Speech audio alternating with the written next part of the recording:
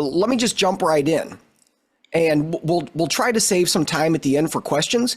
By the way, if you do have questions during the course of the presentation or comments, you can leave those in the chat function on Zoom. And Kathleen, our office manager, will be monitoring those so that we can try to address as many as possible. Or you guys can talk to each other. All right. So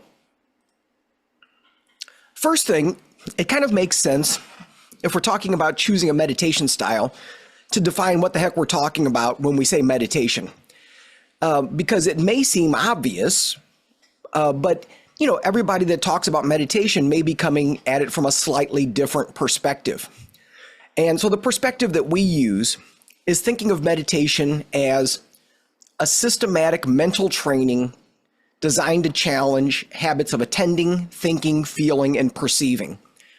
Now, obviously, this is a very broad definition, but that is on purpose because meditation is a broad concept. There's a lot of different ways to meditate. But the one thing that they all seem to have in common is that you are challenging the ways that you normally engage, right, with your attention.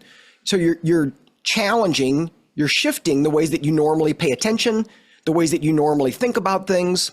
You know, so if you think about your default way of responding to the world, whatever that is, in meditation, you're often trying to do something different.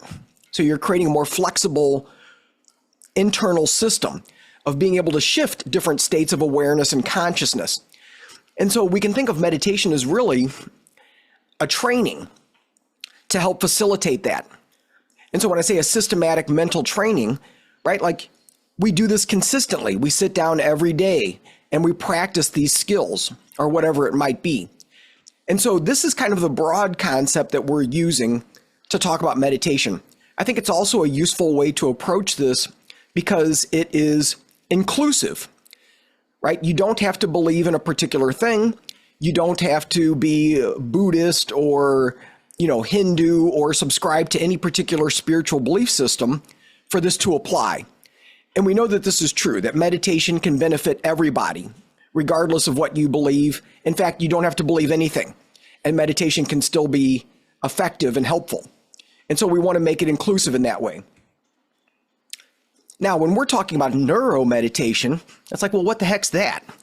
Well, it's basically meditation, but we're approaching it from a brain-based perspective. And what we mean by that is we have a lot of data now. There's been so much research that's been conducted over the last 20 years in particular, looking at what is happening in the brain during meditation and during different types of meditative states. So really what we're looking at is how are you directing your attention? Where are you putting your attention? How are you using your attention? And what is your intention? And those two things seem to be the critical piece, attention and intention, because the way that you're using those changes the way the brain is behaving. So there's different brain regions that might get involved, different brainwave patterns that might get involved. So literally you are affecting your brain different ways, depending on how you're engaging these core aspects of attention and intention. So really what the neuromeditation system is, it's just taking this understanding and applying it to our practice. So it's a little more scientific, a little more Western in terms of our approach. Now, I've already mentioned, right, that there's hundreds, maybe thousands of approaches to meditation out there in the world. And even in the research literature, if you look at what's out there, it's overwhelming. There's so many different things out there. So what we tried to do was create a categorization system based on what we know. So how can we organize all of this information that's out there, all of these different meditations, in a way that makes it a little more user-friendly? Now, lucky for us, other researchers have already been doing this, right? I'm not the first person to have this idea that maybe we can organize or categorize meditations based on some of these things. And so I've got a couple of citations in the corner of the slide, just sort of showing where we got some of our initial ideas for these styles that we call them. We call them different styles of meditation. Now, historically, we've talked about 4 styles, but we've added a 5th one. And so we've kind of joked in the last several years that we've got this secret 5th style that we don't talk about. But now we're talking about it. we're putting it out there. So you heard it here first. The 5th style is unveiled, right? So just to give a really brief orientation to the different styles. And you can actually think of these, you can think of them as styles of meditation. You can also think of them as specific states of consciousness, right? So for example, a focus style of meditation, pretty much everybody's going to be familiar with this because it's one of the most basic things that we do if we ever try to meditate, right? So if you've ever tried to meditate and you've just focused on your breath and that was your meditation, well, that's a focus style because really what you're doing is you're directing your attention to one thing. When your mind wanders, you catch the mind wandering and you bring it back. Sometimes this is called a concentration practice. In the research literature, it's often called focused attention. But they're all basically the same thing. So there's a lot of different ways to do focus, right? You can focus on something internal, something external. It could be your breath. It could be a mantra. It could be an image of the Buddha. It could be a candle flame. It really doesn't matter because in all of those, you're doing a similar process, which is sustaining attention and not getting sucked into the kind of mind's narrative about whatever else is going on in your life. So that's one style. Then we have mindfulness.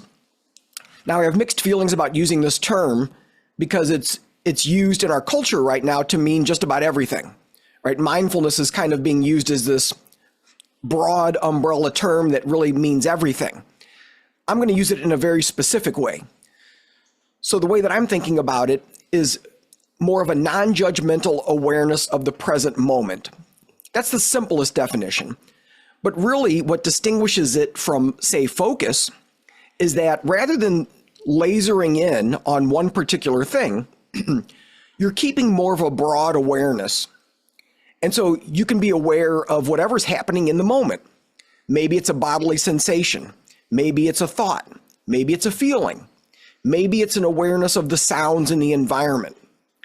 Whatever it is, you're simply being aware of what is happening, what's moving through your awareness, your consciousness, and not attaching to any of it, right? Because normally what we do is we notice something and then we zone in on it. Then we become focused. We tune in and we start creating some sort of internal analysis about it or a thought process. Well, with mindfulness, we can notice these things, but we have sort of a level of objectivity. We stay out of it. We stay detached from whatever we're observing. So you can see how that's different. That's different than focus. Certainly they can be related, and they are, but they're different. Then we have open heart style. And this is any type of a meditation process where you are intentionally engaging a positive emotional state. So things like loving kindness, compassion, gratitude practices, forgiveness practices. There's lots and lots of these. But what separates these from the other practices is this emotional component. Now, you might do a mindfulness or a focus meditation and you might feel joyful or you might feel grateful, but that's a byproduct. It wasn't really the intention going in. So open heart is different in that regard. So again, you're activating different regions of the brain. You know, when you start talking about compassion or other positive emotional states and connecting to other people. So there's a connection component. Then we have quiet mind, right? The stereotype of meditation. This is what most people think of when they think of meditation, if they've never meditated, is that you're supposed to sit and empty your mind, which, again, if you've ever tried this, you know that that feels virtually impossible, right? The mind is very busy, and that's its natural way of engaging, is that, you know, It wants to be busy. It wants to think about things. So sometimes we joke about calling this quieter mind, maybe not quiet mind, right? So if your mind is ramped up to a 9, can you get it down to a 7? Can you get it to a 6? So maybe it's not about necessarily eliminating every possible thought, for 30 minutes. Good luck with that. But maybe it's about, can you reduce the amount of internal noise, right? So it is a practice. It is a specific, element of a lot of different traditions. And again, that's different than the other ones. If we're talking about having nothing going on in your head, well, that's different than the other 3 things we've already described. And then the 5th one, deep states. So this one is a little trickier to talk about, which is one of the reasons that we haven't talked about it. And it's really those types of meditations where you go deep. So you tap into your subconscious, right? And so it's almost like, it can almost be likened to sort of a dreaming state where there may be things happening, but you're not consciously controlling it, right? So if you think about, unless you're lucid dreaming, when you have a dream, there's stuff happening, but you, whatever you is, isn't driving the bus, right? So we can get into these states without being asleep. We can get into these deep states where the subconscious is allowed to kind of take control. And so things from the subconscious can enter our awareness. So it's more of an inner exploration. So these are the 5 styles that we work with.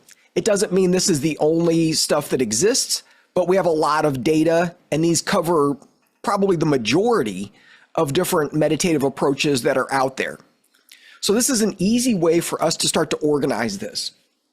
So what I want to do is just briefly talk about each of these in relation to what they may be good for, because I implied that at the beginning, that different meditation styles might be better for certain people. And that's kind of the whole idea of this tool that we're going to be talking about, the Neuromeditation Styles Inventory. Like, can we identify which style to use for particular people? And so really what that has to do with is, what are your goals and what are your needs? Why are you meditating? Now, again, from an Eastern tradition, they would say, well, don't worry about that. Just meditate. Don't worry about what your goals are. Don't have any goals. Just meditate. But from the Western perspective, virtually everybody I know has a purpose in mind. They're meditating because they want to reduce anxiety, or because they want to sleep better, or they want to reduce pain, or whatever it might be. So if we know what the goal is, can we identify which style might be best for that particular person? So briefly, we've already talked about what focus is, right? This concentration practice. So what's interesting about focus is that you're actually engaging your frontal lobes. So we think about meditation as being something where the whole mind becomes quiet. And from a brainwave perspective, you're in these really quiet brainwave states like theta or alpha. Sometimes that's true. Sometimes it's not true. And focus is a good example of that. Actually, it's a little more complicated than this, and it's beyond the scope of what we can cover today, but parts of the brain become very active with focus, and parts of it get quiet. So the parts that are thinking about yourself get quiet, right? Because you shouldn't be doing that. If you're focused on, say, your breath or a mantra.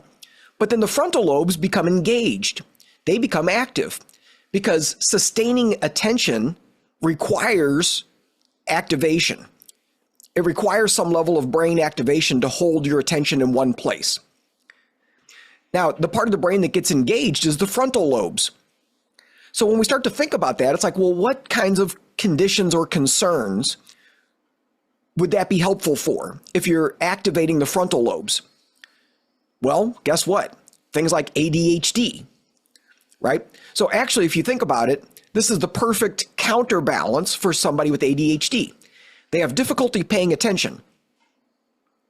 Again, I'm oversimplifying it, but we'll just keep it there. They have difficulty paying attention. So guess what? The best way to improve that is to practice paying attention. That's the way neuroplasticity works. If you want to get good at a particular skill, the best way to do that is to practice that skill. And guess what? A lot of times when we look at the brains of folks that are struggling with attention problems, there's some sort of difficulty in the frontal lobes. The frontal lobes aren't as engaged as we would like them to be.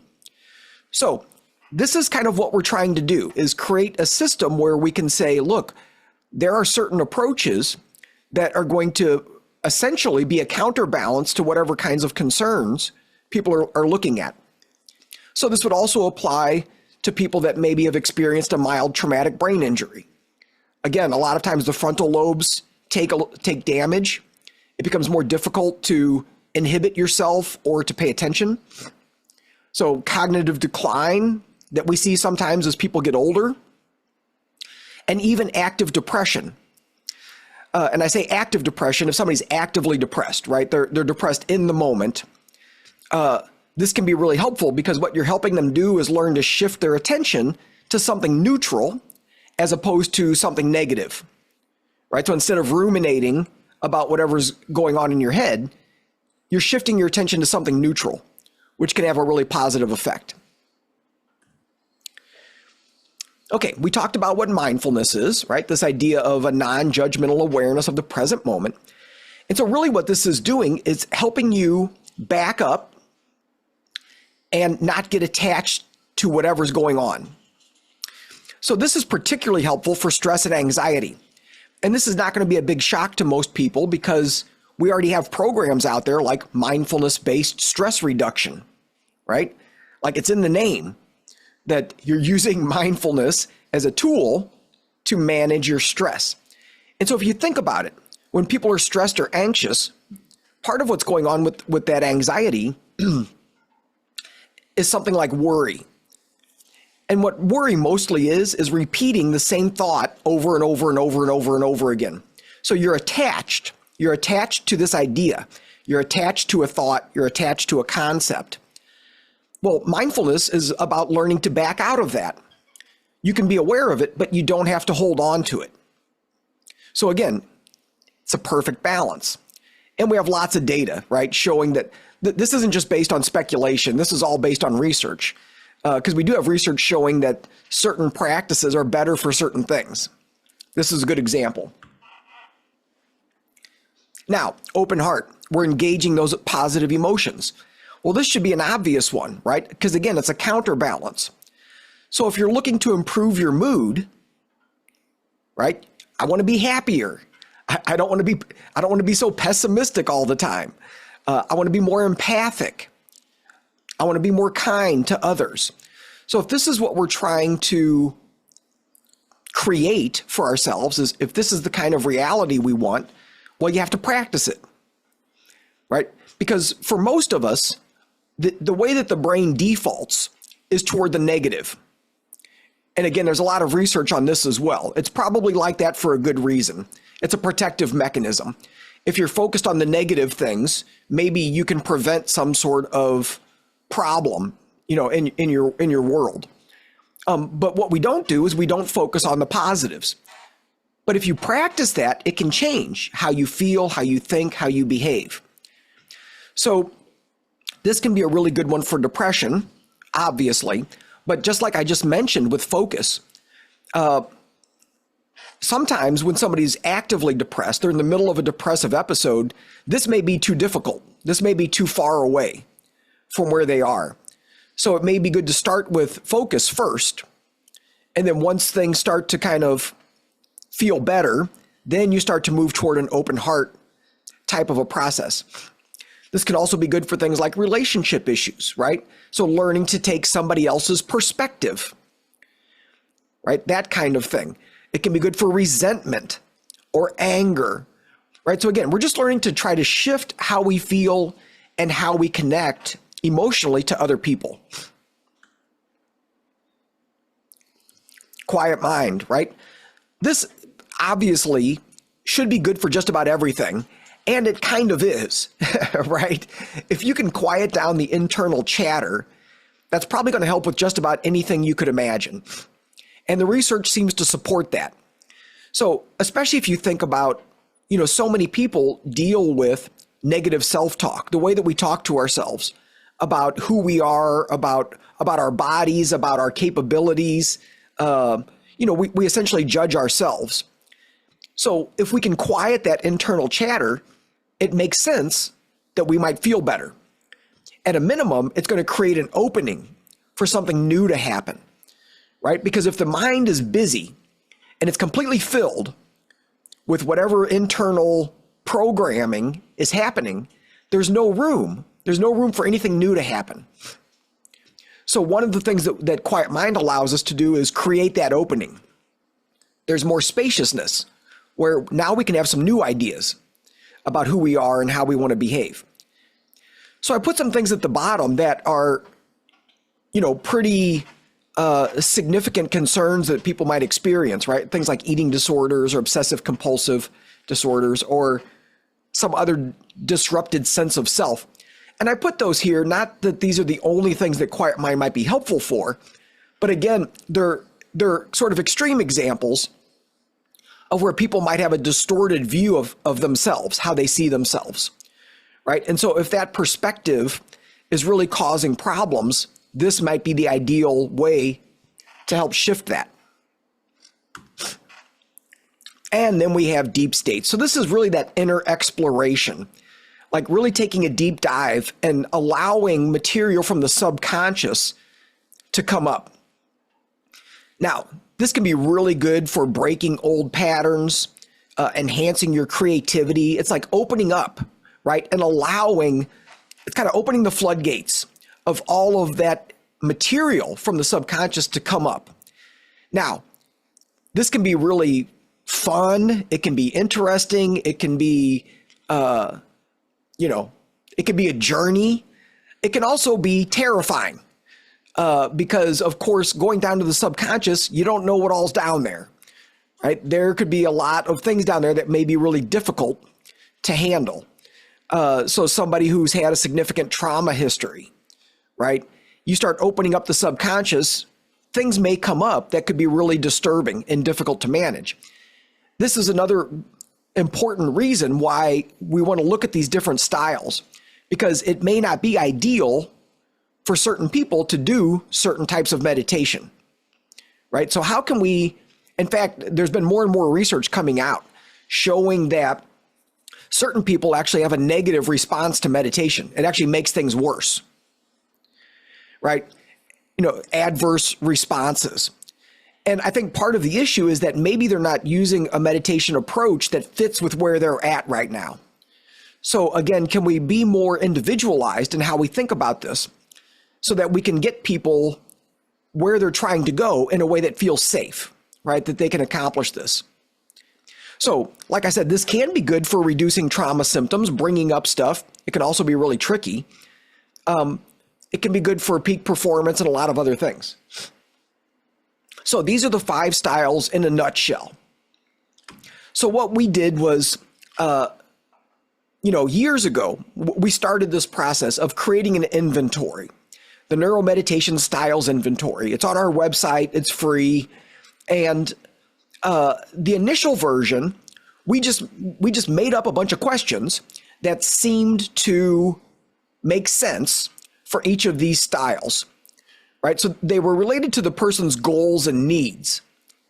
And so depending on what they responded and how strongly they responded to certain of the questions, we would say, oh, based on what you're telling me, seems like focus might be best for you, or open heart, or whatever it might be. Now, after we put the initial survey out there for a couple of years, we collected all that data and ran some statistical analyses on it, and we cleaned up the scale. We simplified it a bit, because what we found was that some of the questions weren't very good at distinguishing between different styles. So some of them were very good, some of them not so good. So we basically cleaned it up, got rid of the questions that weren't that helpful. And then we used that for a while. Now, the version that we have out now has some new additions. And this has only been on our website, this new edition, for maybe 3 weeks, which is why I wanted to do this webinar, was to explain a little bit of how this new version is different and why we're pretty excited about it. So you can see the URL at the bottom of the screen if you want to check it out yourself or share it with somebody. So just to give an idea, these are just some sample questions that you would see. And you can tell right away what they're connected to, right? So I make careless mistakes in my work. Well, that's a focus question, right? If you endorse a lot of questions kind of like that, you can probably guess the person may need to work on developing their attention, right? So the second one, in difficult situations, I often react from my emotions. Okay, that's a mindfulness question, right? Are you able to step out of a situation that's stressful and look at it objectively, or do you just react? It's just an instantaneous reaction, right? I've been accused of thinking too much. Okay, you got a busy brain? We want to quiet that down. That's a quiet mind question. I have a difficult time finding something to be grateful for. Open heart. So these all have a lot of what we call in research face validity, meaning when you look at them, the face value of them, it's like, well, yeah, that makes sense. That makes sense that would be connected to that item. And then the last one, I feel that exploring my subconscious could help me heal past experiences and move forward with greater freedom. Deep states.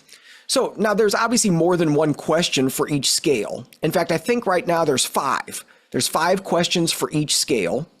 So that's 25 questions. And so what happens is you take the quiz, it scores it for you, and you get a score from 0 to 100 for each scale, right? And the way that we've kind of started to use this is that if there's a score of 70 or above, then that's a significant area of concern, right? The person is saying, this is something I really need to work on if they're scoring really high.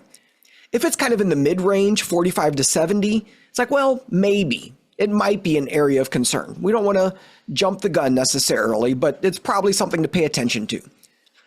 If it's below 45, it's probably not much of an issue, right? We can probably not worry about that. So you get scores for these 5 different scales. And, you know, it shows you your scores. And so now the simple version, and the way we used to do it, would basically be, well, whatever score is the highest, that's the one to consider, right? So if focus is the highest, well, then do focus. If quiet mind is the highest, do quiet mind. Pretty straightforward. However, you know, those of us who have been using this more in different circumstances, what we have understood is that, well, that doesn't always work. So let me give some examples. So somebody scores really high on quiet mind, right? They're anxious, they think too much, their mind is what's getting them in trouble. Okay, quiet mind sounds like the obvious way to go. However, every time they sit down and try to relax, they get anxious, which is a thing. It happens. It's called relaxation-induced anxiety, right? Well, if that's the case, it's highly unlikely that somebody's going to be able to do a quiet mind practice. So even though that came up as the number one, that may not be a good place to start. Or kind of like I was suggesting earlier, somebody's right in the middle of a depression, right? Well, open heart might be the score that comes up the highest, but that may not be the best place to start. It may be too challenging for where they're at right now. So what we've done with this new version is added some clarification subscales. Now, I suspect we're not done with this process, but this is a pretty good starting place. So what we've done is we've added a couple of items related to a couple of things that we have noticed to be something to pay attention to when we're thinking about meditation. And the first is relaxation-induced anxiety. Now we're going to talk about that I'm going to talk in more detail about these in a moment because they're important. And then dissociation, another one that's really important to consider. External, internal. So whether the person tends to focus naturally, internally or externally. And that's an interesting one because most people don't really or may not be aware of that. But I'll give a quick, simple example because my wife and I have talked about this before. Because we can go for a walk.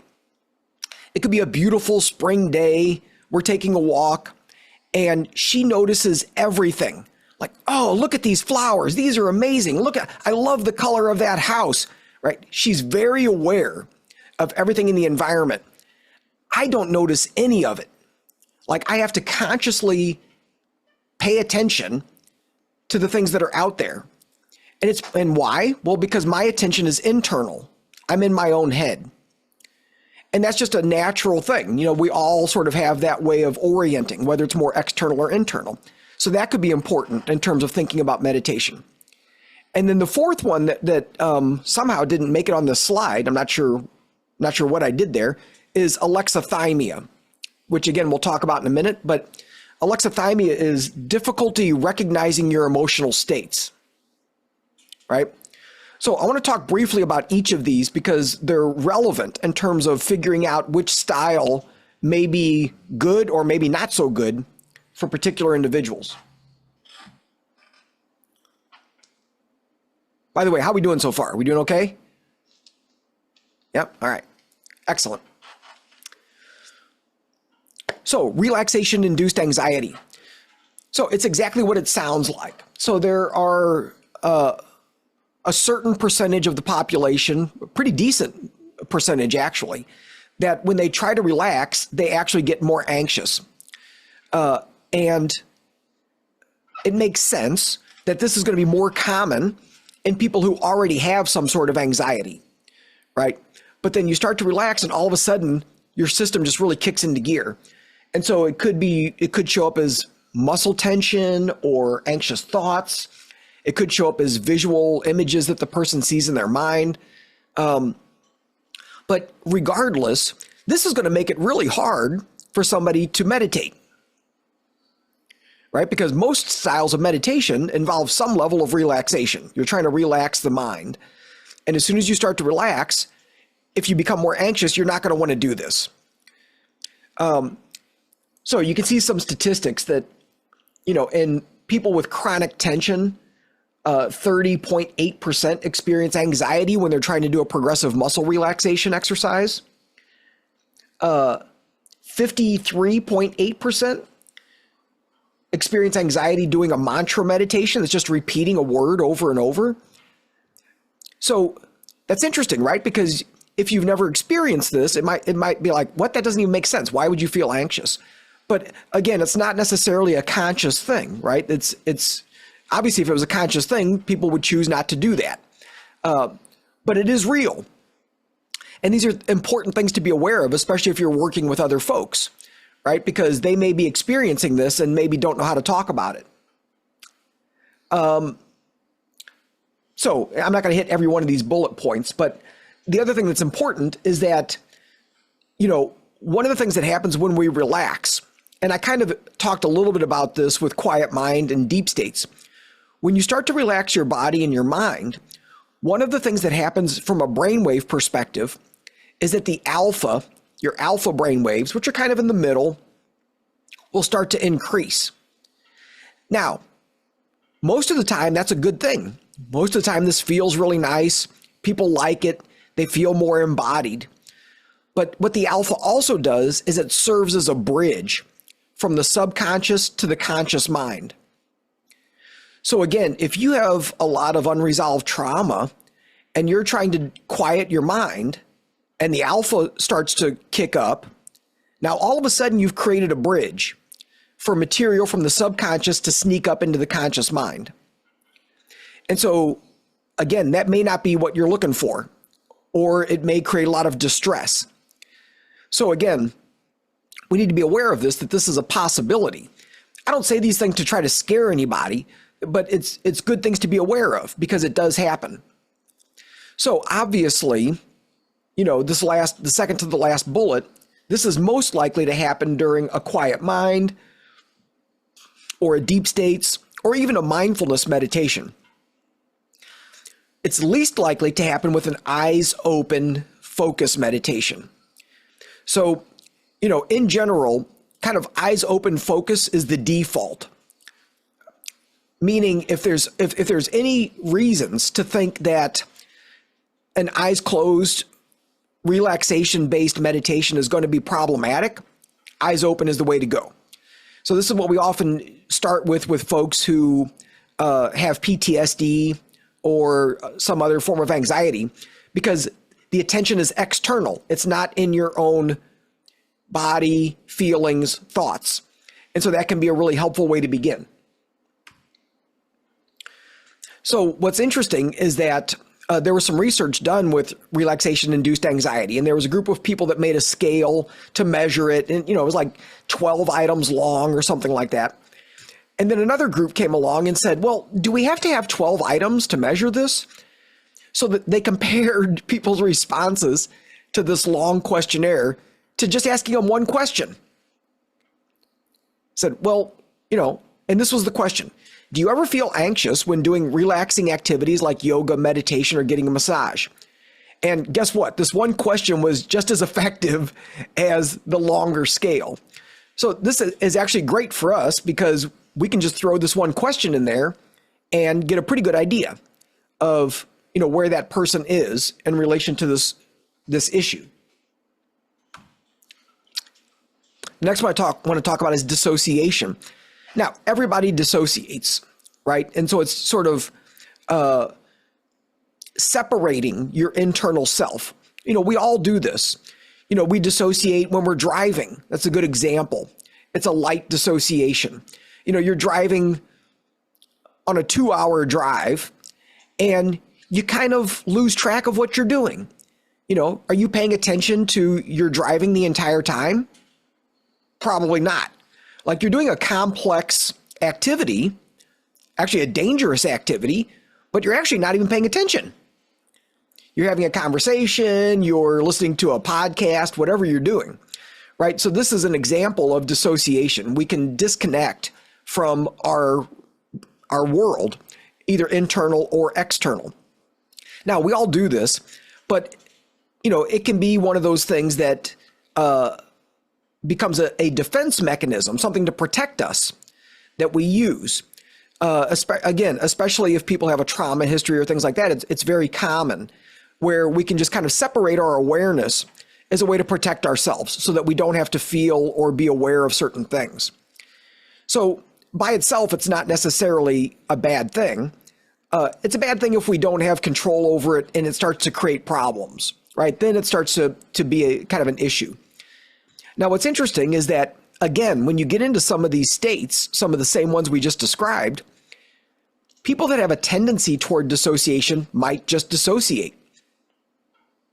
It actually took me a while to realize this, that there were certain people who, when I talked to them, it sounded like they were really, really skilled at a quiet mind meditation.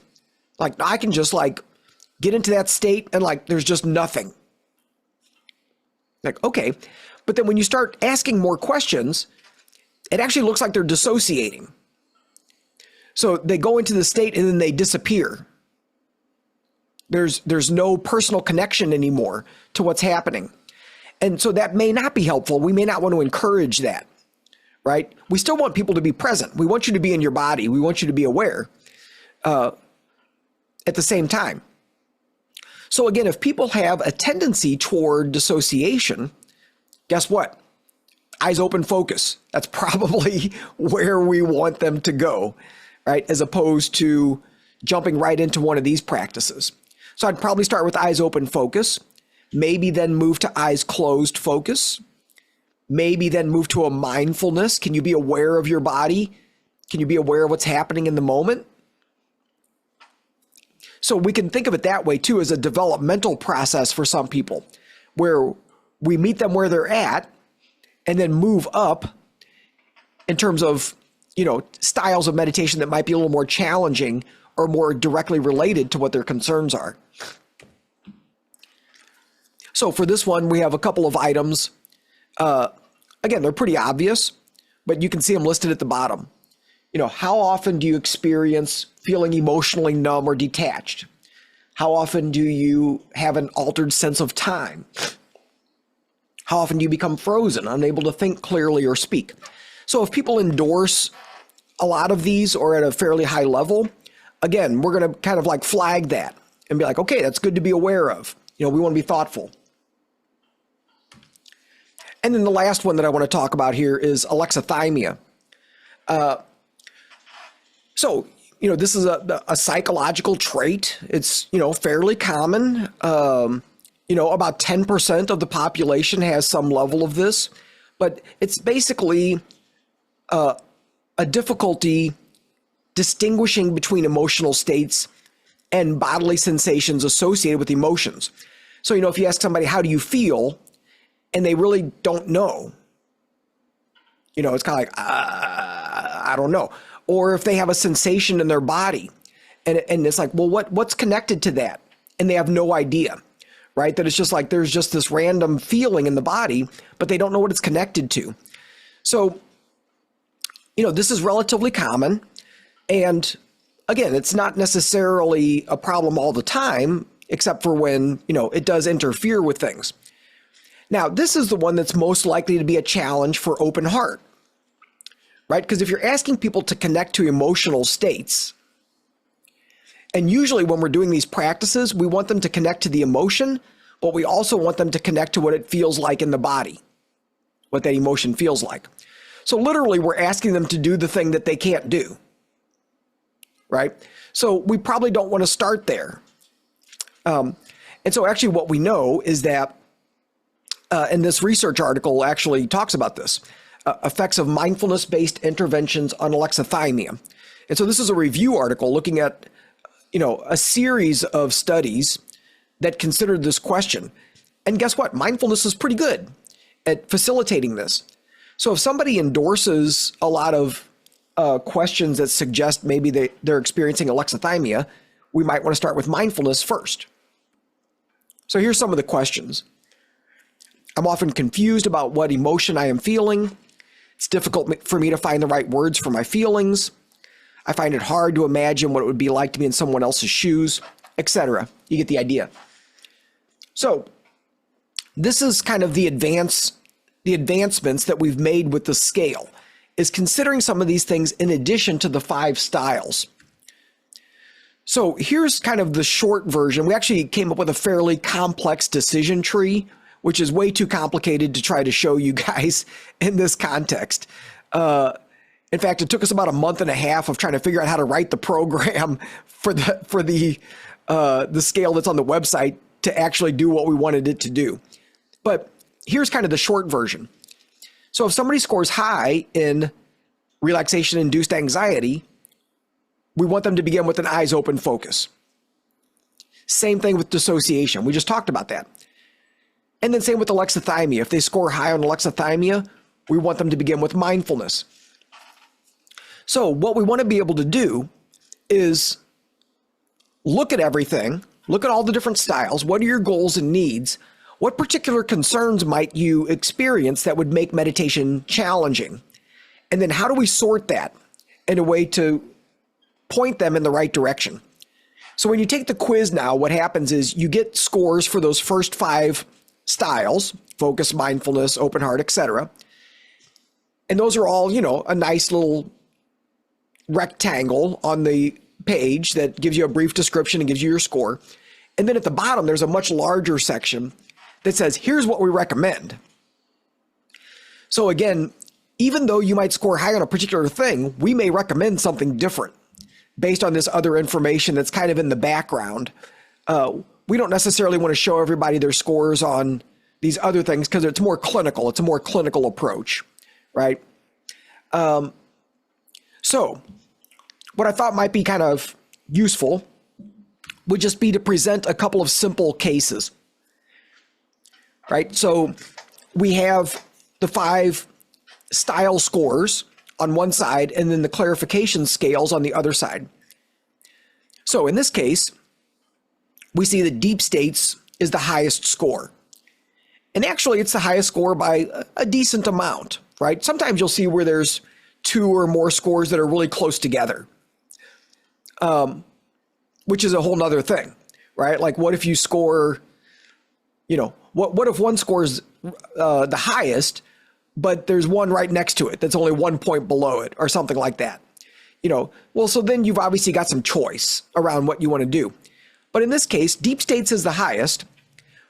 And then we look at the other scores, and they're all relatively low. So in this one, they would just do deep states, right? There's no reason to not do deep states. Everything else looks pretty good. Make sense? So this is a pretty straightforward one. Everybody with me? Okay. Now, here's another one. We've kind of used this example, but that's okay. So you can see quiet mind is the highest. You see mindfulness is getting up there, it's at 60. And so even that information by itself tells me something. So if somebody scores high on quiet mind and on mindfulness, probably they've got a pretty busy mind. There's a decent chance that they're stressed or anxious. I mean, again, it just kind of makes sense, right? Now, so we might say, great, quiet mind, let's do that. But then we look at the other scores, and dissociation and relaxation-induced anxiety are both kind of getting up there. They're not above 70, but they're in that kind of maybe zone. So in this case, if somebody came up with these scores when they took the quiz, we would recommend eyes open focus. Now, here's a way that you can use this scale, right? Which is kind of, I think, a useful way to use it. So they take it the first time, maybe this is their scores, they come up with eyes open focus, and they practice that for 2 weeks, 3 weeks, a month, whatever. Take it again. Take the scale again. Now what happens? You might get a different result, right? Your goals and your needs might be different. How you're experiencing some of these things might be different. So that's an easy way to use it as a way to, in that developmental approach, right? Like start wherever you start, but then take the quiz again over time to see how it changes. And then you may want to shift what your practice is based on that. And then the third one. Okay, open heart is the strongest one. Again, pretty clearly. But here we've got that alexithymia score that's, again, creeping up there. So, again, if somebody took this quiz and this is what they got, we would orient them toward mindfulness. Now, all of this is to say that, this doesn't take out, if you're a clinician, it doesn't take out your clinical judgment, right? This is just a starting point. It's a tool. So the tool doesn't override your wisdom, if you're working with somebody. But it's often, we found that we can pretty much just use what the scales say. But there are times where somebody will take the quiz, it gives a certain response, but we know more, right? We know more about this person. We know more about the person than is conveyed in the scale. And so we may need to still modify, kind of how we approach it. But even in those circumstances, this still, I think, provides a nice framework to think about and talk about meditation and which ways you want to use it. Okay. Look at that. I still have time to take questions, which is amazing.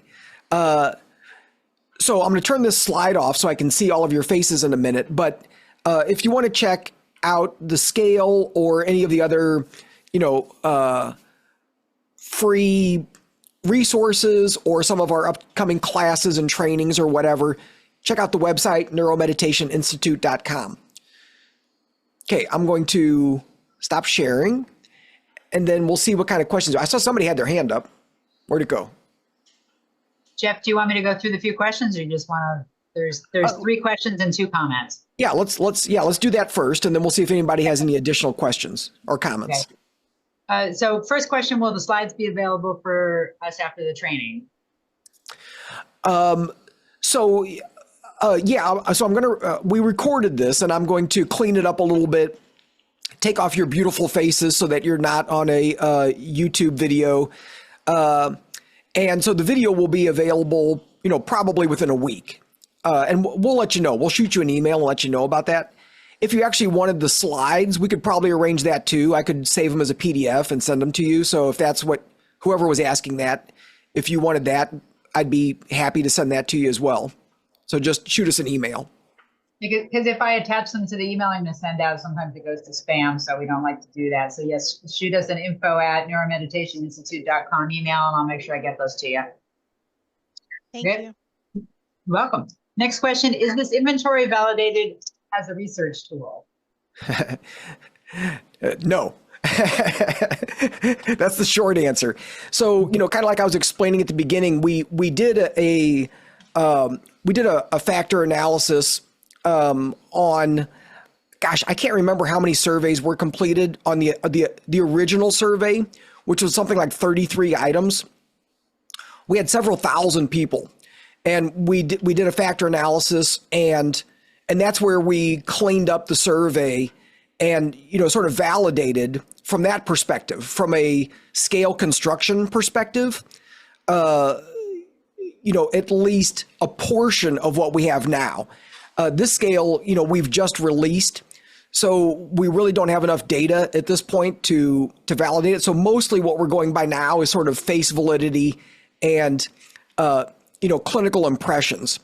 So we will be using this in coordination with some other programs that we're doing to validate it further, but that's going to be a minute before we have that data.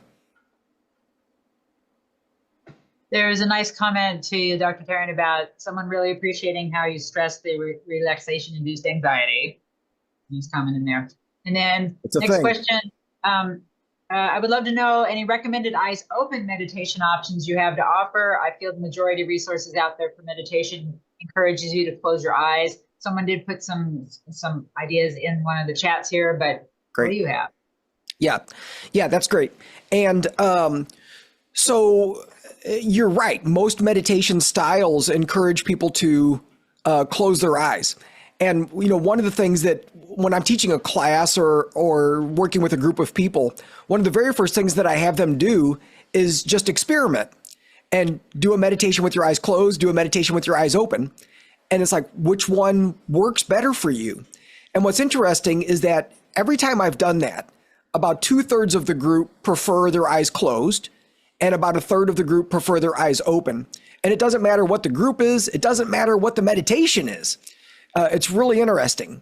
And so again, for me, that's really educational that, maybe we don't have to follow a rigid prescription, right? That came from wherever it came from. Maybe what's more important is to think about, okay, meditation is a state of consciousness, and how can I use my body, whatever that might mean, to get into that state of consciousness? Might be eyes open, might be eyes closed. I might be standing. I might be laying down. I might be moving my body.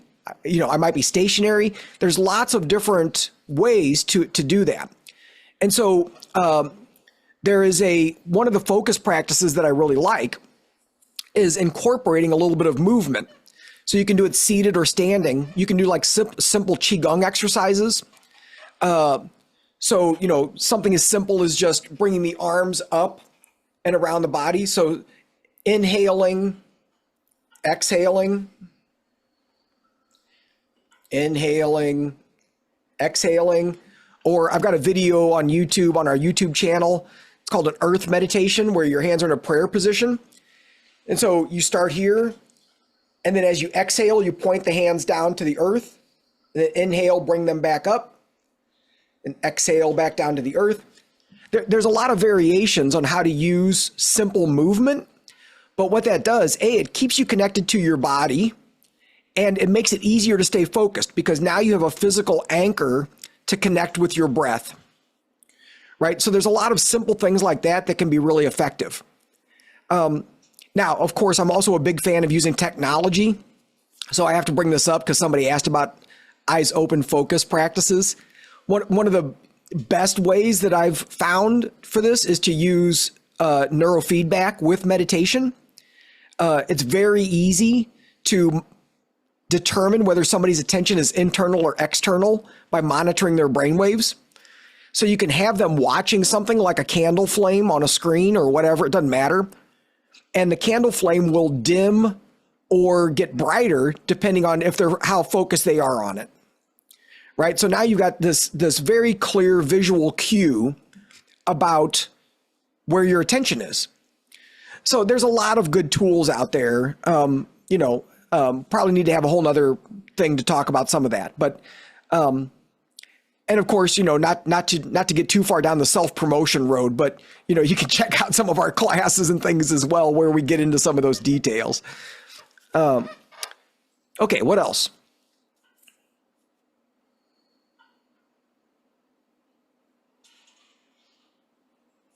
Kathleen, you there? Kathleen? Hello? Bueller? Anyone? I have to unmute myself, don't I? Yeah.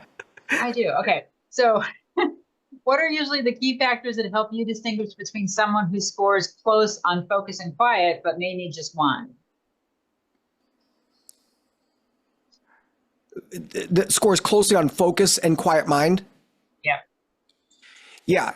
And distinguishing which one to go with. That's a good question. So usually, I kind of said this earlier, my default is almost always just, if I'm not sure, or if there's any kind of uncertainty involved, to start with focus. And the reason that I like starting with focus is because it's kind of the foundation. To do any kind of meditation, you need to be able to hold your attention. You need to be able to control your attention, at least a little bit, right?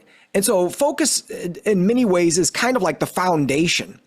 So if I'm ever not sure, or I'm kind of like, gosh, I got two different ways to go here, I'm usually going to try focus first.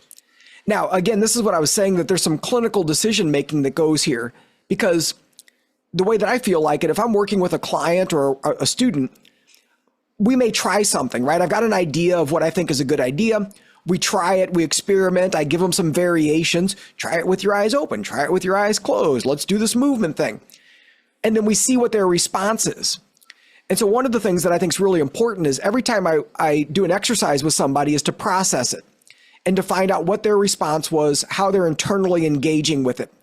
And that becomes a whole new data set to help refine what we're doing.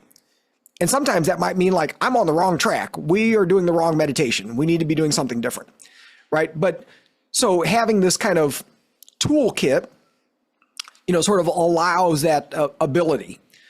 So that's kind of a long answer to a relatively simple question, but hopefully I got there. Okay, we got one. It's almost 10. It is 10 o'clock. One more question here. Okay. It says, I used to be someone who could understand my emotions. A while ago, I started using Accutane for my acne treatment, and I stopped feeling my emotions. I have trouble understanding people's emotions. I quit taking it when the side effects got worse. I'm doing better now, but I still have trouble understanding or feeling my emotions. Also, I started having difficulty on my focus and memory. Should I go with mindfulness? So that's another really interesting question, right? Because it's kind of similar to the last one. It's like, well, I'm not sure.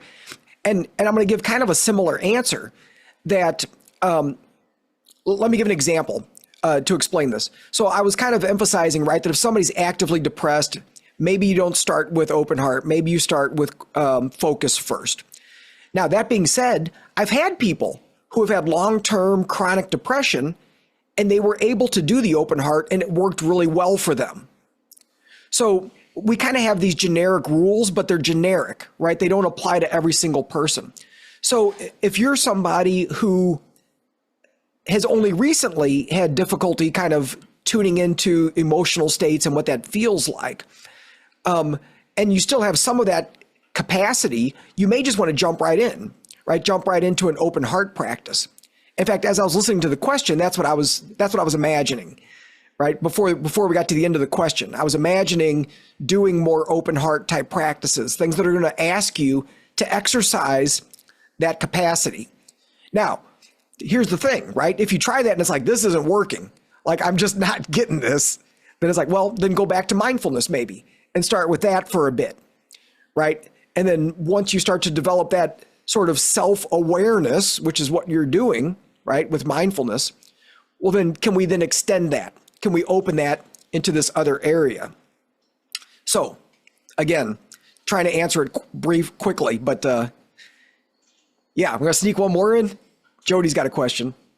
If possible, I'd love to know, I have a client I'm a hypnotherapist, and we're having a little challenge because she's smoking a lot of marijuana. So it's difficult to do hypnosis and get them into the relaxed state. It seems to be a distraction. So what I remember from neurofeedback is smoking marijuana does increase alpha in the back of the brain. Is that correct? And would there be a protocol that you would suggest for her to use as she's trying to stop smoking and become more present? So the research on brainwaves and cannabis is interesting. I don't want to get down a huge rabbit hole here because that could be a whole nother thing too. But in general, it tends to increase alpha over time, right? But it's more like the baseline alpha. It doesn't necessarily increase it in the moment, but it does tend to increase it kind of in a more chronic kind of a way. And so increased alpha makes your attention more internal, is generally what that does. And so, what I would think was that, some of the deep states approaches would probably be where you'd want to go. Because really what you're doing in deep states, and again, I'm going a little bit further here than, it might make sense for most people. But with deep states, really what you're doing is you're decreasing alpha and increasing theta. And so, if you can get people into that type of a state, they're more receptive because you're more in that theta state, which is good for hypnosis. But then you're also reducing the alpha. So you're not kind of like all caught up in whatever your internal, and that may be where she's getting stuck, is like just in her own little internal thought processes and not able to kind of let that go, which can, of course, get in the way of just about everything. Exactly. Yeah, that's it. Yeah. Makes sense. Okay. Thank you. Yeah. Okay. Okay. We got one more. I keep thinking that it's, go ahead. Oh, you're muted. Oh, still can't hear you.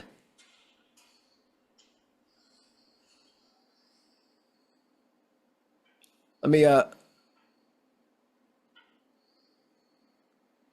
don't have you. I don't know. It says you're unmuted, but I can't hear you. Can you hear me now? Yes, we can hear you now. Headphone issues. Anyway, so the question was like, I observed that you were trying to come up with a questionnaire. So am I correct that you were trying to create a standard questionnaire in long run, which is sort of tested as well, that will help us understand which meditation to be used with which sort of patients? Yep, pretty much. Yeah, and about half of it is standardized and half of it is new. Yeah, like so it's still in the process. Yeah. Yep. But yeah, that's the basic idea. Yeah. Okay, guys, I know we're at the top of the hour. Thank you all for hanging in there, and hopefully I'm not making you late for anything.